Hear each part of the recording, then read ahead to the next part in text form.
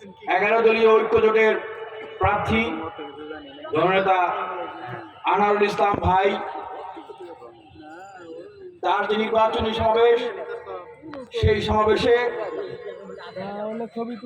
উপস্থিত হয়েছি আপনাদের উদ্দেশ্যে কিছু কথা বলার জন্য। গতকালকে ঢাকেশ্বরীতে এক সমাবেশে আমি আমার পক্ষ থেকে এই জনপদের বৃহত্তর স্বার্থে আমি তাকে সমর্থন জানিয়েছি। আমি যেহেতু সময় সংক্ষিপ্ত, খুব সংক্ষেপে কথা বলতে চাই। বিগত সময়গুলোতে এই জনপদে যারা নেতৃত্ব দিয়েছেন, যারা কখনো ভোট নিয়ে কখনো ভোট ছাড়া সংসদে গিয়েছেন, তারা কি কখনো আপনাদের কথা সংসদে বলতে পেরেছেন? বলতে পেরেছেন? বলতে পারেন নাই। তাহলে আপনারা কি আবার তাদেরকে সংসদে পাঠাবেন? আমার বন্ধুরা মজা করে বলে, কি বলে জানেন? বলে তোরা তো মঙ্গা, তোরা তো মফিস, তোদের তো একটা লাঙ্গল বিড়ি জরিল বিড়ি আর এক কাপ চা খাওয়াইলে তোরা ভোট দিয়ে দেয়। কথা কি ঠিক? আপনারা কি এবারও লাঙ্গল বিড়ি জরিল বিড়ি খেয়ে ভোট দেবেন? এক কাপ চা খেয়ে ভোট দেবেন? খিচুড়ি খেয়ে ভোট দেবেন? 500-1000 টাকায় কি এবার নাগেশ্বরী ভৃঙ্গামারি কষাঘাটের মানুষ ভোট দেবে? আমরা কি পরিবর্তন চাই? আমরা কি উন্নয়ন চাই? আমরা কি এক আসনের মানুষ জেগেছি? এবার এক আসনের মানুষকে জাগতে হবে। এই অঞ্চলে এইরকম ইউনিয়ন আছে, বিশেষ করে চরাঞ্চলে। আমি একটা ছাত্র সংগঠনের কেন্দ্রীয় সভাপতি ছিলাম, ছাত্র অধিকার পরিষদের। সমগ্র বাংলাদেশে আমার নেতা কর্মীরা রয়েছে।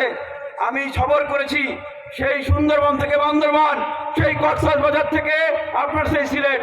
বনে জঙ্গলে পাহাড় পর্বত এমন কোনো জায়গা নেই যেখানে রাস্তাঘাট নাই, কিন্তু আমাদের এখানে এমন জায়গা আছে যেখানে কোনো রাস্তাঘাট নাই, যেখানে চিকিৎসার উন্নত করে ব্যবস্থা নাই, শিক্ষার উন্নত করে ব্যবস্থা নাই।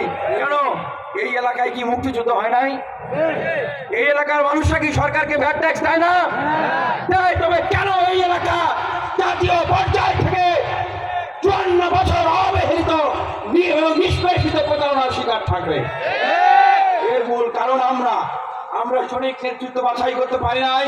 বিগত সময়ে যাদেরকে নেতৃত্বের আসনে বসানো হয়েছে তারা কি করেছে? অবহেলা, অবজ্ঞা, নিজের ভাগ্য করেছে। ছেলে মেয়েদেরকে বিদেশে পড়াশোনা করেছে, ব্যবসা বাণিজ্য করেছে, ঢাকায় ফ্ল্যাট বাড়ি কিনেছে, কিন্তু এই এলাকার মানুষের খোঁজ খবর নেয় না। কেন? কারণ এই এলাকার মানুষ জাগ্রত ছিল না, ঘুমিয়েছিল। আগামী দিনে এই এলাকার মানুষ ইনশাআল্লাহ আর ঘুমন্ত থাকবে না। আমি আর 30 সেকেন্ড কথা বলে আমার বক্তব্য শেষ করব। আমাকে গতকালকের পর থেকে অনেকেই জিজ্ঞেস করে যে ভাই কয় কোটি টাকা পেলেন? আপনি যে জামাতকে সমর্থন দিলেন, আপনাকে কয় কোটি টাকা দিল? আপনারা কয় কোটি টাকা দিচ্ছেন আমাকে? এবং গতকাল থেকে অনেকেরই মাথার ঘুম হারাম হয়ে গেছে। হারাম হয়েছে? মাথার ঘুম হারাম হয়ে তারা এখন বলে বেড়াচ্ছে যে বিনিয়ামিন মোল্লা তো তার ভোটগুলো বিক্রি করে দিছে। এতদিন সে ট্রাক মার্কায় ভোট চাইছে। আপনারা যারা তাকে ট্রাক মার্কায় ভোট দিতে চাইছেন, আপনাদের ভোট তো সে বিক্রি করে দিছে। এখন আপনারা ট্রাক মার্কায় ভোট দেওয়া লাগবে না, এখন আপনারা অন্য মার্কায় ভোট দেন। কথা কি ঠিক?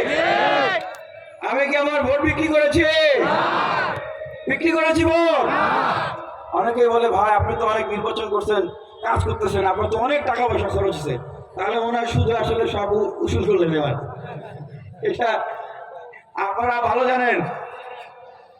আমি যেটা বলতে চাই সেই নিন্দুকদের উদ্দেশ্যে এবং কুড়িগ্রাম 1 আসনের জনগণের উদ্দেশ্যে যে হ্যাঁ ভাই, আমি আমার ভোট বিক্রি করেছি। আমি কি করেছি? আমার ভোট বিক্রি করেছি, কিন্তু বিনিময়ে আমি কোনো পয়সা নেই নাই, কোনো টাকা নেই নাই। আমি আমার ভোট বিক্রি করেছি একটা শর্তে, একটা কমিটমেন্টে। এই জনপদে আমার কাছে মনে হয়েছে এই অবহেলিত মানুষদের উন্নয়নের জন্য, তাদের ভাগ্যের চাকাকে ঘোরানোর জন্য, সমগ্র বাংলাদেশের মানুষ যেভাবে আমাদেরকে অবহেলা করে মাঙ্গা অফিস বলে, গরিব বলে, সেইখানে এই জনপদের মানুষকে সম্মানিত করার জন্য আমার কাছে মনে হয়েছে আমরা যদি একসাথে থাকি ঐক্যবদ্ধভাবে আমরা যদি মানুষের কাছে যাই তাহলে আমাদের বিজয় ইনশাআল্লাহ অনিবার্য। এবং বিক্রি করেছি এই শর্তে, আমার যে অঙ্গীকারগুলো এই জনপদে রাস্তাঘাট, শিক্ষা চিকিৎসা এবং এইখানে যে বেকারত্বের কারণে মাদক এবং জুয়া, এই সমস্ত কিছু দূর করে কর্মসংস্থান এবং উন্নয়ন, ব্যবসা বাণিজ্য এগুলোর ডেভেলপমেন্ট করা, সেই শর্তে আমি বিক্রি করেছি। সুতরাং তাদের উদ্দেশ্যে বলতে চাই, আগামী 12 তারিখে এখন অনেকেরই মাথার ঘুম হারাম হয়ে গেছে, পরাজয় অনিবার্য জেনে তারা এখন নানান রকমের গাল গল্প, মানুষকে মিথ্যা বোঝাচ্ছে, ভুলভাল বলছে। আগামী দিনে তারা অসহিষ্ণু হয়ে হয়তো আরো নানা ধরনের কার্যক্রমে লিপ্ত হবে। তো আমরা তাদেরকে বলতে চাই যে আপনারা যদি সামনে ওদের হেরে যাবেন এটা নিশ্চিত হয়ে, আমরা তো হেরেই গেছি, তাহলে এবার একটু নির্বাচনটা বানচাল করে দেই, এক আসনের পরিবেশটা একটু ঘোলাটে করে দেই, একটু মারামারি, গন্ডগোল, গ্যাঞ্জাম, একটু হত্যা, অগ্নিসংযোগ, এই সমস্ত কার্যক্রম করি, ভোট কেন্দ্রে গন্ডগোল করি। তাদের উদ্দেশ্য কি ঘোষণা থাকবে? তাদের উদ্দেশ্য ঘোষণা থাকবে যে এই ধরনের কার্যক্রম করলে, মানুষ তো ইতিমধ্যে আপনাদেরকে প্রত্যাখ্যান করেছে, এই ধরনের কার্যক্রম করলে আগামীতে সামনে আপনারা আর আলোর মুখ দেখবেন না। সবাই ভালো থাকবেন, আমার জন্য দোয়া রাখবেন। আর অনেকেই বলতেছে, আমি শেষ করবো প্লিজ, বলতেছে আমার নাকি রাজনৈতিক ভবিষ্যৎ শেষ। আমার রাজনৈতিক ভবিষ্যৎ কি শেষ? আমার রাজনৈতিক ভবিষ্যৎ সেটা তো আল্লাহ লিখে রেখেছেন। আমি যদি সত্যিকার অর্থে জনগণের স্বার্থে, জনগণের জন্য আমি যদি সংহতি সমর্থন দিয়ে থাকি, ইনশাল্লাহ এই জনপদ, এই জনগণ, তারা ইনশাল্লাহ আগামী দিনে আমার কাছ থেকে কি সেবা চায়, আমাকে কিভাবে দেখবে, সেটা ইনশাল্লাহ নির্ধারণ করবে।